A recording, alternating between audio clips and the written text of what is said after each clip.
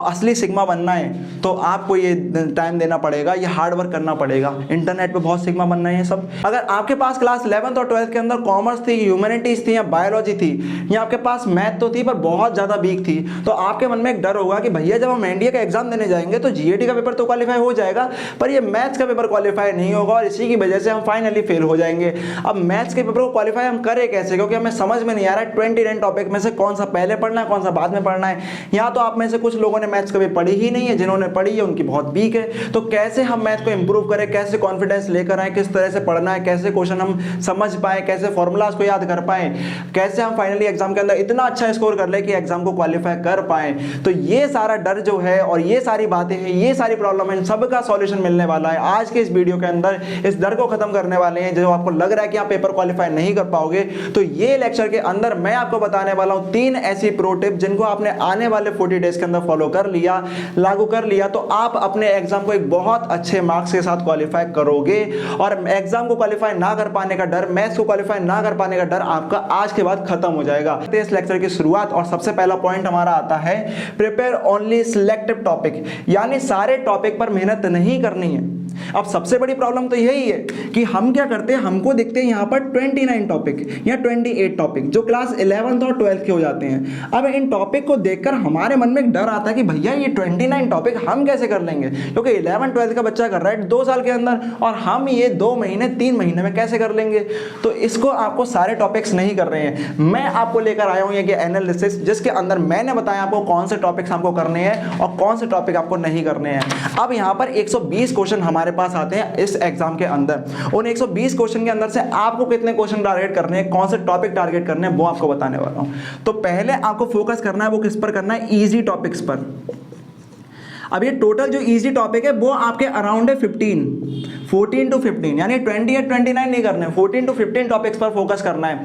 अब ये टॉपिक्स आपको स्क्रीन पर दिखाई दे रहे होंगे। पहला टॉपिक आपके पास आता है set theory and relation and function. तो पिछले 5 एग्जाम का एनालिसिस करें तो हमें मिलता है कि एवरेज 8 क्वेश्चन या 7 क्वेश्चन यहाँ से आपको देखने को मिल जाते हैं। इसके बाद अगला टॉपिक आता है सीक्वेंट एंड सीरीज, जिसके अंदर आपको एवरेज 5 क्वेश्चन तो मिलने ही है। क्वाड्रेटिक इक्वेशन जो कि इजी टॉपिक है, इसके अंदर से आपको 4 क्वेश्चन या 3 क्वेश्चन एवरेज मिल जाने हैं। तो मैं 3 क्वेश्चन का एवरेज मानकर चलता हूं, तो 3 क्वेश्चन आपको एवरेज यहां से मिलने ही है। इसके बाद मैट्रिक्स एंड डिटरमिनेंट, अगर दोनों को मिला देते हो क्योंकि दोनों एक दूसरे से जुड़े हुए टॉपिक हैं, तो दोनों को तैयार आपको करना है एक साथ। यही सीक्वेंस रहेगा आपका करने का कि पहले कौन कौन सा करना है, जैसे बता रहा हूं उसी सीक्वेंस में करते चले जाना। तो यहां पर आपको मिलेंगे 10 क्वेश्चन। फिर आता है आपके पास ट्रिग्नोमेट्री। अब ट्रिग्नोमेट्री के अंदर जब आप ट्रिग्नोमेट्री को करते हो तो उसके अंदर इनवर्स इंक्लूड हो जाते हो। इनवर्स के जितने भी फॉर्मूले हैं वो ट्रिग्नोमेट्री के फॉर्मूले से ही बात में निकल के आ जानी है। फिर अगला आपके पास हाइट एंड डिस्टेंस है जो उसके अंदर इंक्लूड हो जाता है। इन तीनों को अगर मिला देते हो तो 15 क्वेश्चन आपके बन जाते हैं एवरेज। फिर अगला जो आपका टॉपिक आता है वो rectangular Cartesian coordinate and straight line, जिसमें मेजर आपके पास स्ट्रेट लाइन ही आता है। उसमें आपको 6 क्वेश्चन एवरेज मिलने ही है। 7, 6, 5, 4 क्वेश्चन आते रहे हैं तो 6 आपका एवरेज यहां पर बन जाता है। बात करें आपके आगे तो यहां पे लिमिट, कंटिन्यूटी एंड डिफरेंशिएबिलिटी और डिफरेंशिएशन। अगर आप इसको देखें जो आपका कैलकुलस वाला पोर्शन है, तो कैलकुलस वाले पोर्शन के अंदर आपका इंटीग्रेशन और डेरिवेटिव्स जो है वो डेरिवेटिव्स के जो आपके एप्लीकेशन है वो आपके टफ हो जाते हैं। तो मैंने आपको इजी निकाला है, तो इजी यहां पर आपका डिफरेंशिएशन हो जाता है, लिमिट, कंटिन्यूटी और डिफरेंशिएबिलिटी हो जाता है। ये आपका थोड़ा इजी टॉपिक है जहां पे आपने फॉर्मूले को अच्छे से पढ़ लिया, अप्लाई करना सीख लिया, तो ये आप क्वेश्चन कर लोगे। अब इंटीग्रेशन टफ हो जाता है, तो इंटीग्रेशन पे फोकस मत करना, इन 2 टॉपिक पे फोकस करना जहां से आपको 8 क्वेश्चन देखने को मिल जाते हैं। अगला आपके पास आता है वेक्टर अलजेब्रा, जिसके अंदर आपको मिलता है 5 क्वेश्चन का एवरेज, यानी 5 क्वेश्चन हर बार पूछे ही जाने हैं इसके अंदर से, वेक्टर अलजेब्रा के अंदर से। अब अलजेब्रा को अच्छे से समझ लेना है। अगर आपने फिजिक्स कभी करी होगी तो वहां पे आपको वेक्टर थोड़ा सा मदद कर सकता है। और दूसरा आपके पास है स्टैटिस्टिक्स और प्रोबेबिलिटी। अब ये दोनों टॉपिक जो है इनके मिलाकर 20 क्वेश्चन आते हैं स्टैटिस्टिक्स और प्रोबेबिलिटी में। एक के कम होते हैं तो दूसरे के बढ़ जाते हैं, पर मिला के दोनों के 20 क्वेश्चन आने हैं। इन तीनों को मिला दो 25 क्वेश्चन हो जाते हैं। अब यहाँ पे प्रोबेबिलिटी के अंदर कुछ पोर्शन आपका टफ भी है, ऐसा नहीं कि पूरी प्रोबेबिलिटी ईजी है। अगर हाफ पोर्शन के बाद देखोगे तो प्रोबेबिलिटी आपको टफ लगने लगेगी, पर आपको थोड़ी सी प्रैक्टिस ज्यादा करनी पड़ेगी। अब कहीं ना कहीं आपके पास थोड़ी सी प्रॉब्लम हो रही है तो कहीं एफर्ट आपको ज़्यादा भी लगाने पड़ेंगे। अब ये पिछले 5 पेपर का एनालिसिस था जिसमें मैंने आपको बताया कि किसके अंदर से कितने क्वेश्चन आते हैं। ये एनालिसिस का मेरा सोर्स क्या है, तो इस एनालिसिस का सोर्स है ओसवाल बुक्स। अब ओसवाल बुक्स में आपको यहाँ पर प्रीवियस ईयर क्वेश्चन की बुक आती है जो कि आप मेरे पास इस टाइम पर मैथ्स की और जीएटी की बुक है, और यही मेरा सोर्स है इस एनालिसिस का, जिसमें से मैंने निकाला कि 2017 से लेकर 2023 में कितने एग्जाम के अंदर हमसे कितने और कौन कौन से टॉपिक से क्वेश्चन पूछे गए। अब इसको आप स्टडी करते हैं तो इस बुक के अंदर आपको प्रीवियस ईयर क्वेश्चन दे रखे हैं जो कि आपको 2017 से लेकर 2023 के हैं, जिसके अंदर टोटल आपके 12 एग्जाम के क्वेश्चन पेपर आ जाते हैं। अब इन 12 एग्जाम के क्वेश्चन पेपर को विद सॉल्यूशन दिया गया है, यानी अगर आप किसी में अटकते हो तो आपको सॉल्यूशन भी मिल जाएगा। अब इसके अंदर आपको कुछ बेनिफिट्स मिलते हैं। पहला तो मैंने बता दिया आपको सॉल्यूशन मिल रहा है, इसके अलावा यहाँ पर आपको मिलती है, हम बात करें जो कि है माइंड मैप। अब माइंड मैप से आप अपने एक टॉपिक का क्विक रिवीजन कर सकते हो, चाहे वो आपका जीएटी का हो, चाहे वो इंग्लिश का हो, चाहे वो मैथ्स का हो, चाहे वो साइंस का हो, उन सभी का एक क्विक रिवीजन कर सकते हो, जिससे चैप्टर शुरू करने से पहले आपको सारी चीजें समझ में आ रही होंगी। इसके अलावा हम बात करें तो इनके अंदर आपको 12 क्वेश्चन पेपर देने के अलावा आपको दिए गए हैं 2 सैंपल पेपर। अब जैसा आपको पता है एग्जाम के अंदर मॉक करना बहुत जरूरी होता है, तो 2 मॉक तो आपको इसी के अंदर मिल रहे हैं। आप मॉक ढूंढते रहते हो ना, 2 मॉक आपको इसके अंदर मिल रहे हैं। इसके अंदर आपको सॉल्यूशन दिए गए हैं और साथ में हर पेपर के बाद में एक ट्रेंड एनालिसिस दिया गया है, जिसमें आपको बताया है कि वो टॉपिक कौन से चैप्टर से आ रहे हैं और कौन कौन से क्वेश्चन बनते हैं। जैसे इस तरह से आपको दे रखा होगा, ये स्क्रीन पे मैं आपको दिखा दूंगा, और आपको एक सैंपल पीडीएफ का लिंक भी मिल रहा होगा नीचे, उसको जाके देखना कि किस तरह से इसके अंदर डिजाइन करा गया। तो ये बुक आपकी Amazon पर अवेलेबल है और ओसवाल बुक्स की वेबसाइट पर अवेलेबल है, तो उस पर जाके आप लोग परचेस कर सकते हो। इसको परचेस करने का लिंक आपको डिस्क्रिप्शन बॉक्स में मिल जाएगा। अब ये मेरा सोर्स है, मैं भी यूज करता रहता हूँ कि कैसे मुझे पता करना है कि यार वीडियो बनाने जा रहा हूँ, बताऊंगा कैसे कहाँ से टॉपिक आ रहे हैं, तो मैं इसको देखता हूँ। तो आप भी इसको करोगे तो आपको पता चल जाएगा यार कौन से टॉपिक कहाँ से आते हैं हमारे पास। ये 5 पेपर का एनालिसिस था, इसमें 12 पेपर दे रखे हैं आपको, उन सबको आप देख सकते हो। और बुक को परचेस करने के लिए नीचे डिस्क्रिप्शन बॉक्स में दिए गए लिंक पर जाके आप परचेस कर सकते हो, चाहे वो आप Amazon से कर सकते हो या इनकी डायरेक्ट वेबसाइट से आके कर सकते हो। ये 14 टॉपिक पर आप लोग अपना मेजर फोकस रखें, मेजर भी क्या पूरा का पूरा कंसंट्रेटेड फोकस इसके ऊपर रखें, इससे बाहर कहीं ना जाएं। अगर इतना आप कर लेते हो तो इनसे आपके जो मैंने क्वेश्चन बताए हैं वो बनते हैं 80 क्वेश्चन। सुनो, टोटल आते हैं 120 क्वेश्चन। अब 120 में से 80 क्वेश्चन तो सिर्फ इसमें से आ रहे हैं, यानी आपके 65% क्वेश्चन तो यहीं से आ रहे हैं, 66% तो क्वेश्चन यहीं से आ रहे हैं 15 टॉपिक से। अब 80 क्वेश्चन का मतलब हो जाता है कि आपके जो मार्क्स बनते हैं वो हो जाते हैं 200 मार्क्स, यानी 200 मार्क्स आप कवर कर ले रहे हो इन टॉपिक के अंदर, 200 मार्क्स। अब क्वालिफाई करने के लिए आपको चाहिए 75 मार्क्स, या अगर सेफ स्कोर मान लें तो 90 मार्क्स चाहिए। किसके लिए? ये क्वालिफाइंग मार्क्स हैं। ये क्या है? Qualifying marks.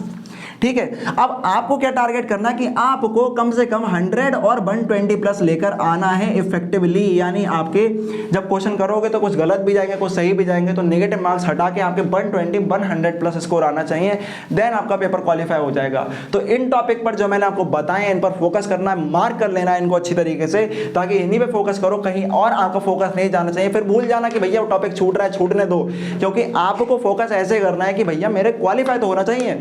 अब करने बैठ जाओ 29 टॉपिक पेपर क्वालिफाई ना हो तो फायदा क्या है? तो आपको ऐसे टॉपिक ही तो फोकस कर रहे हैं जिनसे पेपर क्वालिफाई हो। आपका मेन मोटो क्या है? पेपर को क्वालिफाई करना, सारे टॉपिक पढ़ना नहीं है। गलती हम यही करते हैं, सारे टॉपिक पढ़ते हैं, वो मत पढ़ो, वो पढ़ो ना जो आते हैं, वो पढ़ो ना जो हमारे लिए ठीक है, हमारा पेपर क्वालिफाई हो रहा है। अगला टॉपिक हमारे पास आता है, अगली जो टिप्स हमारे पास आती है वो है कि learn from class 11th and 12th lecture. अब ये बात है टॉपिक कौन से पढ़ने हैं, इसमें बताऊंगा टॉपिक कैसे पढ़ने हैं, क्योंकि ये तो आप कहीं ना कहीं से निकाल लोगे कैसे पढ़ने हैं। ये जो टिप है वो बहुत इंपॉर्टेंट है। क्यों?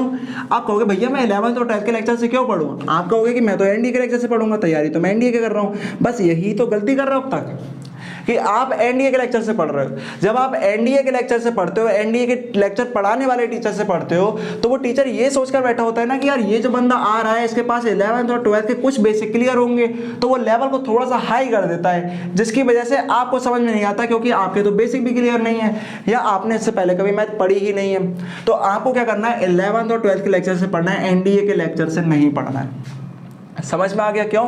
क्योंकि जो टीचर आपको 11th और 12th में पढ़ाएगा, 11th और 12th के लेक्चर्स होंगे, उसमें टीचर समझता है कि यार ये बच्चा जो हमारे पास आया है 10th करके आया है या 11th करके आया है, तो इसके पास अभी इसके बेसिक्स क्लियर नहीं है, तो वो तो आपको बेसिक से पढ़ाएगा शुरू से, और आपको वही काम तो करना है, आपको बेसिक ही तो क्लियर करने हैं। तो आपको 11th 12th के लेक्चर देखने हैं। बुक जो आपको प्रेफर करनी है उस टाइम पे आरडी या आरएस में से कोई बुक ले लेनी है, सही है, और साथ में एक एनडीए की बुक भी लेकर बैठनी है प्रीवियस ईयर क्वेश्चन के लिए या प्रैक्टिस क्वेश्चन के लिए। तो जो ओसवाल बुक्स है वो आपके प्रैक्टिस वो प्रीवियस ईयर क्वेश्चन के काम आ जाएगी, जिससे आप प्रीवियस ईयर क्वेश्चन को भी साथ में कर लोगे।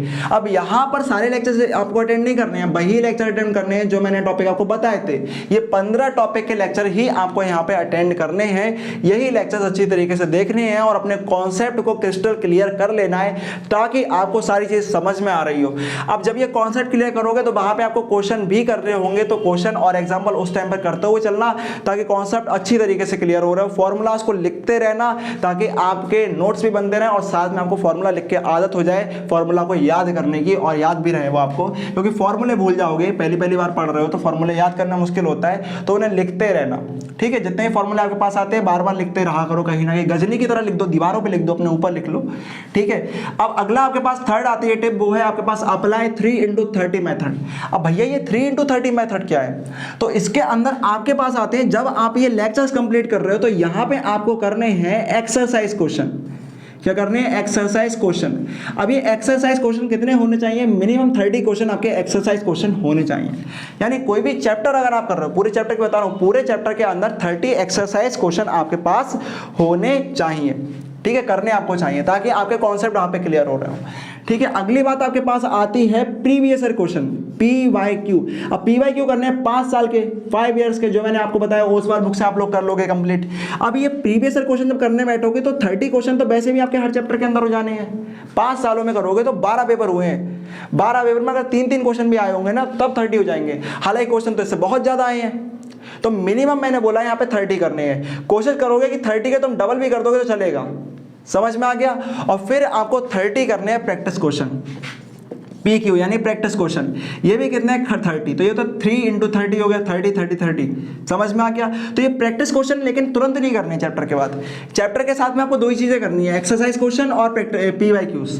अब प्रैक्टिस क्वेश्चन कब करने हैं? प्रैक्टिस क्वेश्चन तब करने हैं जब आपके ये 15 के 15 टॉपिक कंप्लीट हो जाते हैं। जब सारे टॉपिक कंप्लीट हो गए तब जाके आपको क्या करने हैं? प्रैक्टिस क्वेश्चन करने हैं। हर चैप्टर के 30 आपको करने हैं। आप प्रैक्टिस क्वेश्चन के लिए आप बुक भी ले सकते हो या आप मॉक भी लगा सकते हो, वही आपके प्रैक्टिस क्वेश्चन बन जाएंगे। ज्यादा बोझ मत लेना। अगर आपको लगता है कि भाई मुझे प्रैक्टिस क्वेश्चन नहीं मिल रहे हैं, तो ये 5 साल के प्रीवियस ईयर क्वेश्चन कर रहे हो, 30 नहीं हो पाएंगे, इसमें 30 से ज्यादा बनेंगे। मैंने बोला ना, इसके डबल बन जाएंगे, 60 भी बन जाएंगे। तो आप क्या करना, फिर वो सारे प्रीवियस ईयर क्वेश्चन कर लेना। 30 नहीं तो आप 60 प्रीवियस ईयर क्वेश्चन कर लो। अगर प्रैक्टिस क्वेश्चन नहीं मिल रहा है तो प्रीवियस ज्यादा कर लो, बात वही रहेगी, क्योंकि लेवल तो वही है। अब कुछ प्रैक्टिस क्वेश्चन करने से ये हो जाता है कि वो समझ में आ जाता है कि भैया यार नए क्वेश्चन कैसे बन के आ सकते हैं। अब एक्सरसाइज क्वेश्चन से आपके कॉन्सेप्ट क्लियर हो जाएंगे और PYQ से आपका लेवल मैच हो जाएगा कि किस लेवल के क्वेश्चन एग्जाम के अंदर आने वाले हैं। क्योंकि RDRS में से कुछ क्वेश्चन ऐसे होंगे जो जिस लेवल के क्वेश्चन एग्जाम में नहीं आते हैं, तो एक हायर लेवल आपको यहां पर देखने को मिलेगा।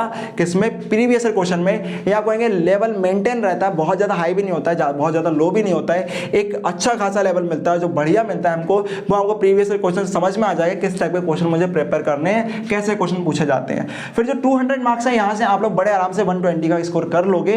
आराम का मतलब मैं हमेशा तब बोलता हूं जब आप बहुत ज्यादा एफर्ट लगाते हो, देन आपके पास आराम मिलता है फाइनल डे पर। तो 40 डेज के एफर्ट है और जो अच्छा स्कोर है वो तो आपको फाइनल डे पर मिल रहा होगा 3 सितंबर को। ठीक है, तो समझ में आ रही बात? तो 40 दिन आराम नहीं है, 40 दिन तो मेहनत है बढ़िया वाली, वो डेडिकेशन डिवोशन के साथ करनी है। अब यहाँ पे कुछ टिप्स रहती हैं कि भैया हम जब मैथ्स करने बैठते हैं तो कुछ क्वेश्चन हो पाते हैं, फिर हमें लगता है यार हो ही नहीं रहे क्वेश्चन। पहले बड़े जोश में आके बैठते हैं कि सारे क्वेश्चन कर दूंगा, लेकिन जैसे ही करते पहले वाले क्वेश्चन में बैंड बच जाती है, तो क्या करें? फिर कॉन्फिडेंस डाउन हो जाता है, कर नहीं पा रहे हैं हम लोग। तो यहाँ पे मैं आपको बताऊंगा कि आपके पास ये जो टारगेट है, जो आपको डर जैसा लग रहा है, तो आप डिफेंस फोर्सेस में जा रहे हो। डिफेंस फोर्सेस में जब भी आपको कोई टारगेट मिलेगा आगे जाके, तो आपके पास एक प्रॉपर प्लान होगा एक ऑपरेशन को टैकल करने का। आपके पास एक टीम होगी। फिलहाल यहाँ पर आपकी टीम जो है वो आप खुद हो, तो आपको एक अच्छा प्लान बनाना है कि मुझे किस तरह से कौन कौन से टॉपिक कैसे कैसे पढ़ने हैं। कभी कभी आपको इतना लो कॉन्फिडेंस फील होगा कि आपको लगेगा कि यार मैं तैयारी छोड़ ही दे रहा हूँ, मैथ्स की वजह से मेरा पेपर क्वालिफाई नहीं हो पा रहा है, लेकिन फिर भी आपको करना पड़ेगा, क्योंकि यही तो चीज है। अगर आप डर के सिर्फ छोड़ दोगे तो तैयार कुछ भी कर लोगे, लेकिन देखो पेपर हार्ड है, आपको हार्ड चीजें करनी पड़ेंगी। अगर ईजी होता तो हर कोई कर लेता, तो आपको अपने एफर्ट तो मारने पड़ेंगे, क्योंकि आप जा रहे हो आर्म्ड फोर्सेस में ऑफिसर बनने। अब अगर आप अभी से अपने आप को लीड करना, रिस्पॉन्सिबिलिटीज को लेना नहीं सीखोगे और डर के भाग जाना सीख लोगे, तो ये गलत हो गया। आपको भागना नहीं है, चीजें टफ हैं, प्लानिंग बनाओ, टैकल करो। कुछ चीजें टफ होंगी, शुरू में लगेंगी, पहले दिन आप उतने इंप्रूव नहीं होने वाले हो, पर 40वें दिन आपके पास कोई रेग्रेट का चांस भी नहीं होना चाहिए, इतने आपको एफर्ट लगानी है। असली सिग्मा बनना है तो आपको ये टाइम देना पड़ेगा, ये हार्ड वर्क करना पड़ेगा। इंटरनेट पे बहुत सिग्मा बनना है, सब सिग्मा मेल और सिग्मा फीमेल बनना है, लेकिन अगर रियलिटी में बनना है तो ये आपको करना पड़ेगा कि रियल सिग्मा तो हमारे आर्म फोर्सेस के मैन होते हैं, आर्म फोर्सेस की फीमेल होती हैं, सिग्मा मेल या सिग्मा फीमेल, तो आपको अगर वो बनना है तो आपको रियलिटी में इतना ज़्यादा एफर्ट मारना पड़ेगा, तो इससे बचना नहीं है। तो चलो करना शुरू कर दो, आज ही से प्लान बनाओ, आज ही से शुरू कर दो। बुक लो, बुक परचेस करनी है आज कर लो, प्लान बनाना है आज बना लो, पहला लेक्चर देखना है आज देख लो, कल पे मत टालना वरना रह जाएगा, ठीक है। टाइम टेबल बनाना है आज बना लो। तो ये सारी चीज़ें करना शुरू कर दो। इसके अलावा कोई कमेंट बॉक्स में आपको पूछना है क्वेश्चन तो आप पूछ सकते हो, आपको कोई भी दिक्कत होती है कमेंट बॉक्स में जाओ, वहाँ पे पूछ लो। मिलते हैं अगली वीडियो।